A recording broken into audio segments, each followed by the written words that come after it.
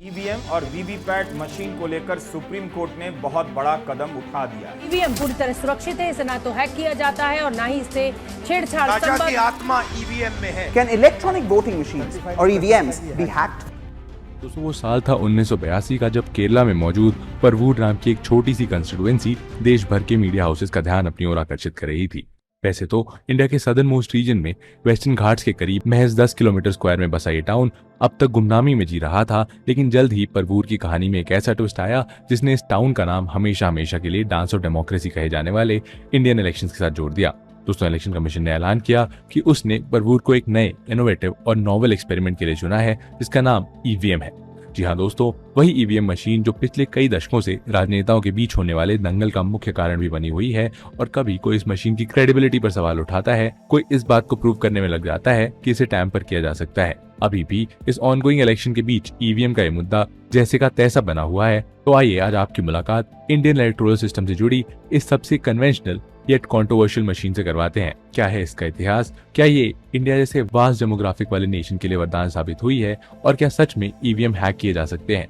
क्या है कहानी ईवीएम की, आइए जानते हैं आज की इस वीडियो में। नमस्कार दोस्तों, मैं हूं शशांक पांडे और आप देख रहे हैं world affairs. EVM and India. दोस्तों, ईवीएम से जुड़े जो इश्यूज फिलहाल पब्लिक और पॉलिटिकल डोमेन में एग्जिस्ट करते हैं, उन्हें ठीक से समझने के लिए हमें ईवीएम के इतिहास को जानना होगा, क्योंकि ऐसा करने से ही हम इसकी कंट्रोवर्शियल लेयर्स को वन बाय वन ओपन कर सकते हैं। दोस्तों, हम सब जानते हैं कि इंडिया में इलेक्शंस की शुरुआत अर्ली 50s में तब हुई जब आजादी के बाद 25 अक्टूबर 1951 से 21 फरवरी 1952 तक देश की 489 लोकसभा सीट्स पर पहली बार इलेक्शंस कंडक्ट करवाए गए थे। हालांकि लेट 70s आते आते बूथ कैप्चरिंग और रिग्ड वोटिंग के बढ़ते इंसिडेंसेस ने इलेक्शन कमीशन को ट्रेडिशनल पेपर बैलेट सिस्टम से आगे बढ़ाते हुए कोई और एडवांस मेथड खोजने पर मजबूर कर दिया। और इसी दौरान खुद तत्कालीन चीफ इलेक्शन कमिश्नर एस.एल. शाकदार कई मौकों पर इस तरह की किसी वोटिंग मशीन को डेवलप करने का आइडिया प्रपोज कर चुके थे, और चीफ इलेक्शन कमिश्नर की एक खोज उन्हें 1977 में डिपार्टमेंट ऑफ एटॉमिक एनर्जी के अंडर आने वाले Hyderabad based PSU electronic corporation of India limited के पास ले आई।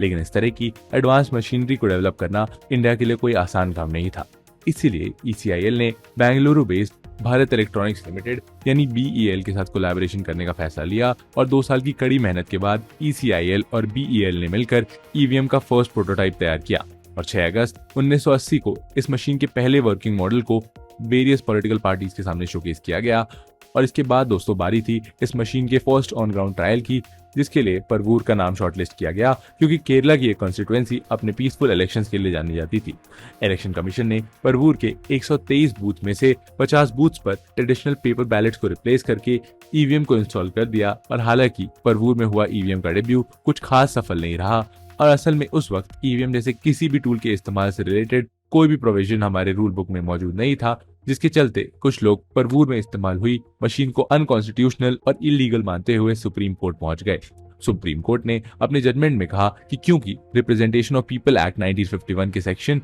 59 से 61 के बीच वोटिंग के लिए पेपर बैलेट को स्पेसिफाई किया गया था, इसीलिए ईवीएम या किसी भी दूसरी टेक्नोलॉजी का इस्तेमाल इनवैलिड और इनअप्रोप्रिएट हो जाता है। अगर सरकार या कमीशन इस प्रैक्टिस में किसी भी ऑल्टरनेटिव टेक्नोलॉजी या टूल को इंट्रोड्यूस करना चाहती है, तो उसके लिए उन्हें सबसे पहले पार्लियामेंट की मदद से इस लॉ को अमेंड करना होगा। सुप्रीम कोर्ट के इस फैसले ने इलेक्शंस में ईवीएम के चैप्टर को अगले 7 सालों के लिए ठंडे बस्ते में डाल दिया। लेकिन दोस्तों, कोर्ट के इस जजमेंट से ईवीएम मशीन्स को और बेहतर तरीके से डिजाइन और डेवलप होने का मौका मिला। 1988 में IIT बॉम्बे के इंडस्ट्रियल डिजाइन सेंटर में मौजूद एक छोटी सी टीम ने ECIL और BEL द्वारा डेवलप किए गए ईवीएम प्रोटोटाइप को और एडवांस फॉर्म में कन्वर्ट करने का फैसला किया, और 18 महीनों तक चली इस लॉन्ग ड्रिल से जिस फाइनल प्रोडक्ट का जन्म हुआ, उसे हम आज मॉडर्न ईवीएम मशीन के रूप में जानते हैं। लेकिन दोस्तों, इससे पहले हम इस वीडियो में आगे बढ़े, मैं आपसे बताना चाहता हूं कि अगर आप भी UPSC की तैयारी करने का सोच रहे हैं एंड IAS या IPS बनने की इच्छा रखते हैं, तो अनअकैडमी आपके लिए लेकर आया है UPSC 2025 एंड UPSC 2026 के नए बैचेस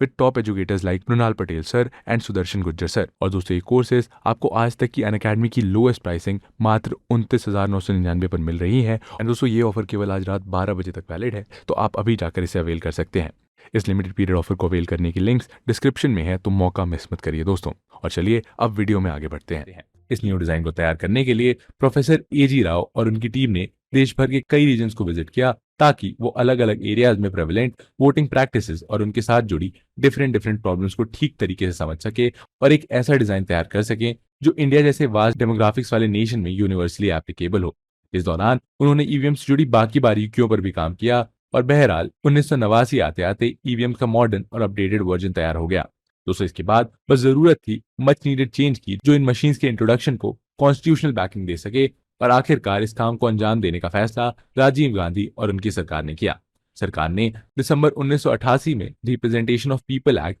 1951 के चैप्टर 3 में चेंजेस करके नए सेक्शन 61A को ऐड किया ताकि ईवीएम के यूज से रिलेटेड प्रोविजंस को लीगल वैलिडेशन मिल सके। और दोस्तों ये प्रोविजंस 15 मार्च 1989 को एनफोर्स हुए। हालांकि अब भी इन मशीन से जुड़े मिसकंसेप्शंस और मिथ्स इलेक्शन में इनके इंट्रोडक्शन को रोक रहे थे। 1989 जनरल इलेक्शन में राजीव गांधी के सबसे मेन ओपोनेंट माने जाने वाले वीपी सिंह तो ये क्लेम कर रहे थे कि इस मशीन को इस तरह से प्रोग्राम किया गया है कि सारे वोट्स एक ही पार्टी को जाए। और दोस्तों इसी कारण ईवीएम्स के चलते तेजी से बढ़ते पॉलिटिकल अनरेस्ट को एड्रेस करते हुए राजीव गांधी सरकार ने 1989 के जनरल इलेक्शन में इन मशीन के इस्तेमाल के आइडिया को ड्रॉप कर दिया। हालांकि अब तक भी देश की सभी पार्टीज इस बात को समझ चुकी थी कि पेपर बैलेट सिस्टम्स के टाइम टेकिंग टेंडेंसीज और दूसरी समस्याओं से निजात पाने के लिए उन्हें सूनर और लेटर ईवीएम मशीन्स को वोटिंग प्रैक्टिसेस के साथ सिंक करना ही होगा। और दोस्तों इसी के चलते 1990 में यूनियन गवर्नमेंट ने वेरियस पॉलिटिकल पार्टीज के रिप्रेजेंटेशन को मिलाकर दिनेश गोस्वामी की चेयरमैनशिप में एक इलेक्टोरल रिफॉर्म कमेटी को फॉर्म किया और इस कमेटी ने ईवीएम मशीन्स को थॉरली एग्जामिन करने के लिए इसे टेक्निकल एक्सपर्ट्स की एक टीम के पास भेज दिया। महीनों की जांच पड़ताल के बाद टीम ने इन मशीन्स को यूज के लिए साउंड, सिक्योर और ट्रांसपेरेंट पाया और फाइनली 1998 में जाकर इन मशीन्स के यूज को लेकर एक पॉलिटिकल कंसेंसस बन सका। 2004 लोकसभा इलेक्शंस में पहली बार देश की सभी 543 कॉन्स्टिट्यूएंसीज में ईवीएम्स के जरिए पोल्स कंडक्ट कराए गए और ईवीएम के साथ जुड़ी ट्रांसपेरेंसी और वेरिफाइबिलिटी को फर्दर इंप्रूव करने के लिए साल 2013 में कंडक्ट ऑफ इलेक्शन रूल्स 1961 को अमेंड किया गया, जिसके बाद ईवीएम के साथ voter verifiable paper audit trial machines यानी वीवीपैट भी पोलिंग स्टेशन में देखे जाने लगी। वीवीपैट मशीन्स का यूज सबसे पहले नागालैंड की नोक्सन असेंबली सीट के बाय इलेक्शन में हुआ और करेंटली किसी भी पोलिंग स्टेशन में एक बैलेट यूनिट, एक कंट्रोल यूनिट और एक वीवीपैट मिलाकर एक ईवीएम सिस्टम का फॉर्मेशन करते हैं। 2019 से इलेक्शन कमीशन हर कॉन्स्टिट्यूएंसी से 5 रैंडमली सिलेक्टेड पोलिंग स्टेशन से वीवीपैट स्लिप्स को ईवीएम काउंट के साथ मैच करता है ताकि वोटर्स के मन में ट्रांसपेरेंसी को बढ़ाया जा सके। और इलेक्शन कमीशन की माने तो अभी तक उन्हें किसी भी इलेक्शन में कभी भी ईवीएम काउंट और वीवीपैट स्लिप्स के बीच मिसमैच नहीं मिला है। Current scenarios and controversies related to EVM hacking. दोस्तों जिस तरह 1989 में राजीव गांधी सरकार के समय ऑपोजिशन में मौजूद वीपी सिंह ने इलेक्शन में ईवीएम के इंट्रोडक्शन को लेकर सवाल खड़े किए थे, वो सेम कंडीशन कई सालों की रिसर्च और इन्वेस्टिगेशन के बावजूद देश के राजनीतिक गलियारों में वैसी की वैसी बनी हुई है, जहां कभी किसी पॉलिटिकल पार्टी का कोई member EVM can be tempered इस बात को प्रूव करने का असफल डेमोन्स्ट्रेशन देता नजर आता है, तो कभी कोई वोटर सोशल मीडिया पर यह बताते हुए दिखाई देता है कि कैसे जिस पार्टी को वो असल में वोट देना चाहता था उसे वोट गया ही नहीं। इस ऑनगोइंग लोकसभा इलेक्शन में भी ऐसे कई सारे सिनेरियोज देखने को मिल रहे हैं जहां कांग्रेस और आप जैसी पॉलिटिकल पार्टीज ईवीएम पर क्वेश्चन मार्क्स पुट करती नजर आ रही हैं, जबकि कुछ साल पहले बहुजन समाज पार्टी चीफ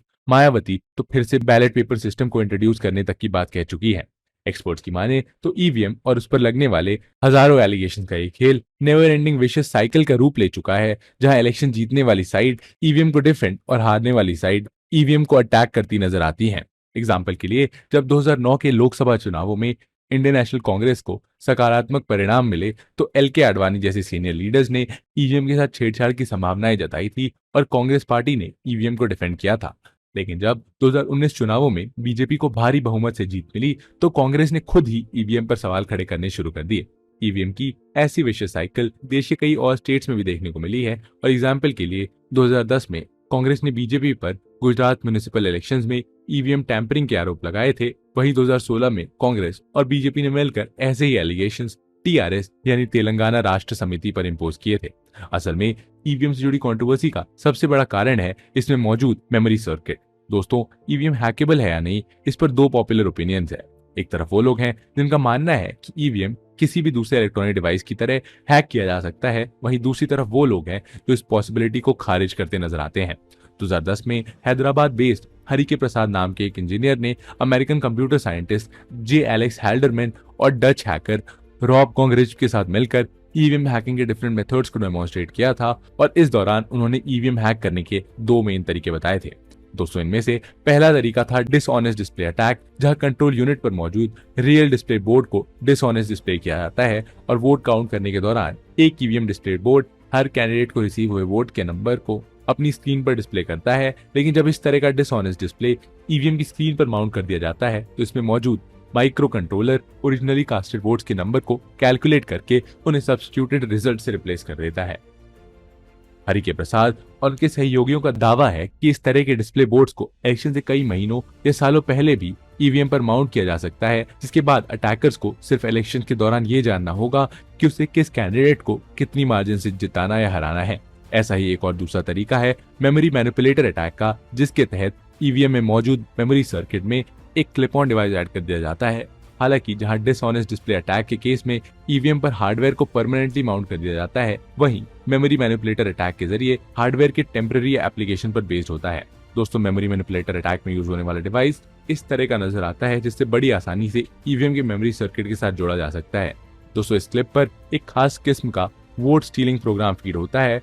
और ये डिवाइस मेमोरी सर्किट के ऊपर प्लेस होने के बाद कुछ ही वक्त में रजिस्टर हुए वोट्स की इन्फॉर्मेशन को रीड कर उसे ऑल्टर कर सकता है। हालांकि ईवीएम को डेवलप करने वाली ECIL और कई दूसरे एक्सपर्ट्स इन सभी पॉसिबिलिटीज को नकारते हुए नजर आते हैं और उनका आर्ग्यूमेंट है कि ईवीएम मशीन एक सिंपल कैलकुलेटर की तरह होती है, जिसे बाहर मौजूद किसी भी प्रोग्राम से कनेक्ट नहीं किया जा सकता। सिमिलरली कोई भी ईवीएम मशीन पोलिंग बूथ पर इंस्टॉल होने से पहले मल्टीपल सिक्योरिटी स्टेजेस से पास होती है। एग्जाम्पल के लिए हर ईवीएम का अपना एक यूनिक सीरियल नंबर होता है और कौन सा ईवीएम बॉक्स किस पोलिंग स्टेशन पर जाकर इंस्टॉल होगा ये डिसीजन ईवीएम रैंडमाइजेशन के जरिए लिया जाता है, जहां एक कंप्यूटर रैंडमली ये डिसाइड करता है कौन सा बॉक्स देश की किस कंस्टिट्यूएंसी में जाएगा। सिमिलरली जब ये ईवीएम बॉक्स अपने डिस्ट्रिक्ट हेडक्वार्टर पहुंच जाता है तो उन्हें 24/7 CCTV कैमरा वाले रूम्स में आर्म्ड फोर्सेस की निगरानी में रखा जाता है, जिन्हें स्ट्रॉन्ग रूम्स कहा जाता है। ऐसे में ECIL का तर्क है कि किसी भी व्यक्ति या ऑर्गेनाइजेशन के लिए इन मल्टीपल सिक्योरिटी स्टेजेस को समहाउ बाईपास करना, बिना किसी की नजर में आए इन मशीन्स पर कोई डिसऑनेस्ट डिस्प्ले माउंट कर देना या वोटिंग के बाद किसी क्लिप ऑन डिवाइस को ऐड कर देना और वोट समरी को चेंज कर देना नेक्स्ट टू इम्पॉसिबल है। साथ ही ECIL ये भी क्लेम करती है कि क्योंकि ईवीएम मशीन्स किसी रेडियो फ्रीक्वेंसी या एक्सटर्नल वायर से जुड़ी नहीं होती, इसीलिए इसे रिमोटली हैक कर पाना भी पॉसिबल नहीं है। दूसरी तरफ देश में free and fair elections conduct करवाए जाने के लिए रिस्पॉन्सिबल इलेक्शन कमीशन ईवीएम के साथ फर्म खड़ी नजर आती है और ईवीएम और उसकी क्रेडिबिलिटी पर बातें करते हुए हाल ही में chief election commissioner Rajiv Kumar ने अपने बयान में कहा था कि over the years EVMs have given results in favour of all those who have raised concerns over its reliability. Similarly एक former election commissioner VS Sampath अपने टेन्योर को डिस्कस करते हुए ईवीएम को प्योर एंड डिपेंडेबल बता चुके हैं। इसी तरह लास्ट पार्लियामेंट्री पोल्स को देखने वाले farmer CEC Sunil Arora EVM को फुटबॉल से कंपेयर करते नजर आते हैं, जहां उनका कहना है कि अक्सर इलेक्शंस को हारने वाली पार्टी ईवीएम्स को फुटबॉल की तरह यूज करके अपनी हार के रीजंस को इस मशीन्स पर पास ऑन करने का प्रयास करती रहती है। साथ ही अपने बयान में उन्होंने इस बात का भी जिक्र किया है कि ईवीएम्स को मैनिपुलेट करना नेक्स्ट टू इम्पॉसिबल है। हालांकि दोस्तों इस दौरान उन्होंने ये भी कहा कि ईवीएम एक किस्म का इलेक्ट्रॉनिक डिवाइस है और ऐसे में इस संभावना को सिरे से खारिज भी नहीं किया जा सकता कि इसके साथ कभी टैंपरिंग नहीं की जा सकती। बहरहाल जो भी हो, इन तमाम क्लैरिफिकेशंस और एलिगेशंस के बावजूद ईवीएम पर उठने वाले सवालों का स्कोप और वाइडन होता जा रहा है, जिसकी पहुंच अब वीवीपैट तक पहुंच चुकी है। दोस्तों जैसा कि हमने आपको पहले बताया कि ईवीएम कोई एक सिंगल मशीन नहीं है, बल्कि ये एक प्रकार का सिस्टम है जो 3 यूनिट से मिलकर बनता है, जिसमें बैलेट यूनिट के जरिए वोटर सबसे पहले अपना वोट कास्ट करते हैं, कंट्रोल यूनिट जहां वोटर्स का सारा डेटा स्टोर होता है, और वीवीपैट जिसमें मौजूद एक स्क्रीन वोटर्स को 7 सेकंड तक एक स्लिप डिस्प्ले करती है, जिससे वोटर्स को एक क्लैरिफाई हो जाता है कि जिस कैंडिडेट को उसने वोट किया है उसका वोट उसे गया है या नहीं। पिछले कुछ समय से ईवीएम की तरह वीवीपैट भी पॉलिटिकल पार्टीज के बीच घमासान का मुद्दा बन गई है और रिसेंटली इंडिया अलायंस ने इस लोकसभा इलेक्शंस में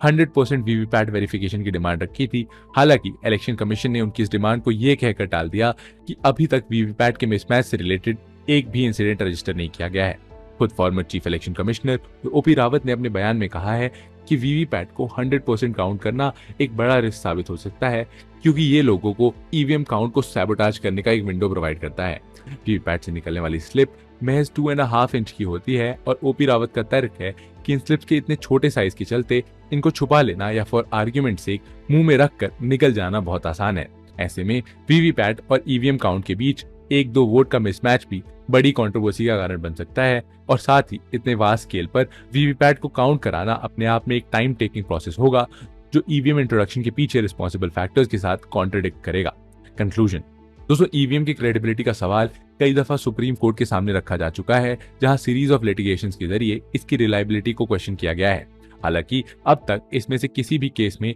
ईवीएम की टैंपरिंग या मैनिपुलेशन का प्रूफ नहीं मिल सका है और ऐसे में ईवीएम्स को टैंपर किया जा सकता है या नहीं,